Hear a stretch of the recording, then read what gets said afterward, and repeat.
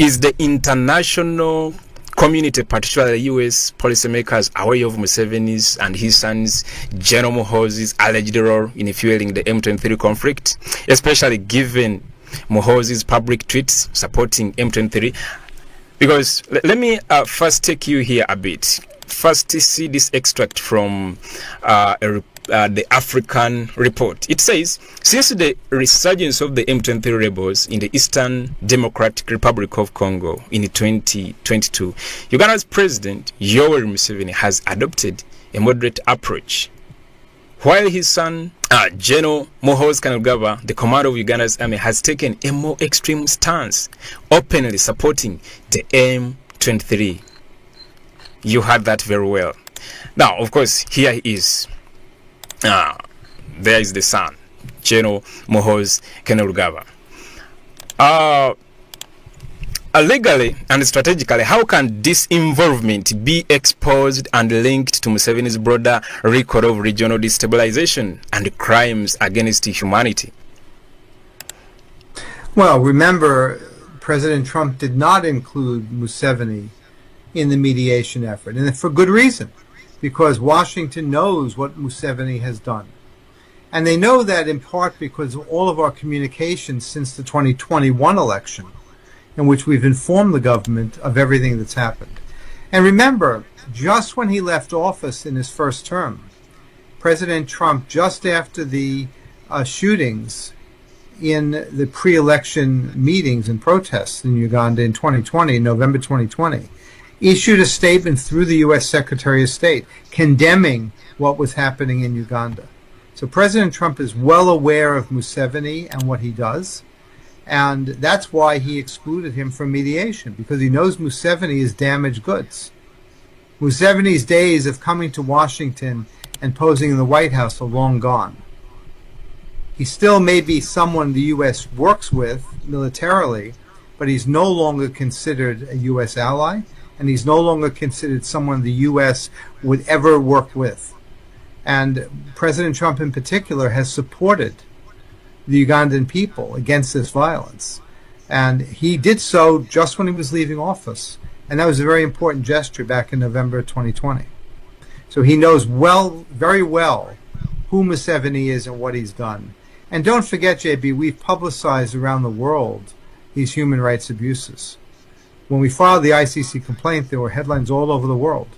And the U.S. government knows very well what Museveni has done, and his son.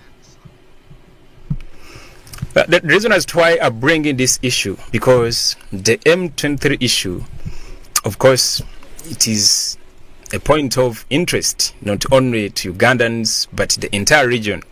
You talked about Museveni notably being absent from that high-level regional peace engagements that involved the Rwanda and the DRC. Let me ask you this, Bruce. Is this a sign that the U.S. and its allies are gradually abandoning Museveni, because he has been purported as a regional stabilizer?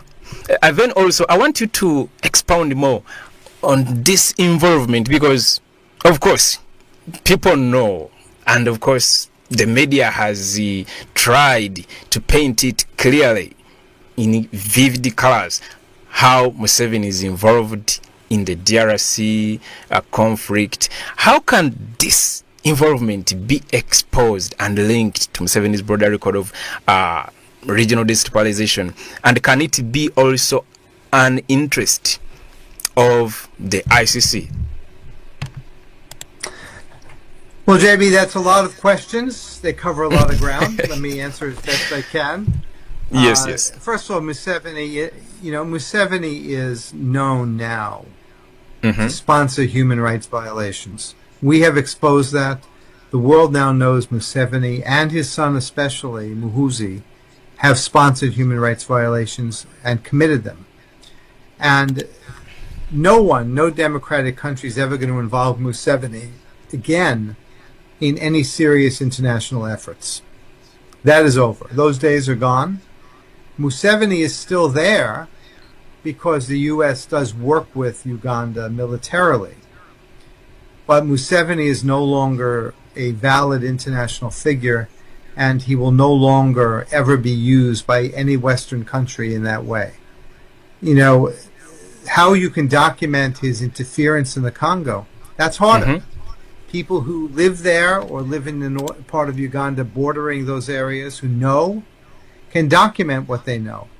And they can submit that, you know, possibly to the ICC. They could submit it to the U.S. Department of State. And they can submit in writing what they see and what they've observed of Uganda troops intervening in the DRC.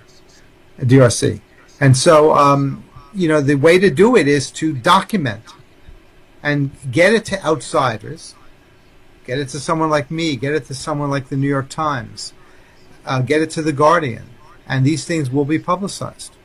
So people in Uganda and the DRC have to take the initiative to document, write this down, and submit it to international bodies like the ICC, the international media such as The Guardian, the New York Times. That will get attention. But people have to do it. They have to say what they know and be willing to distribute that.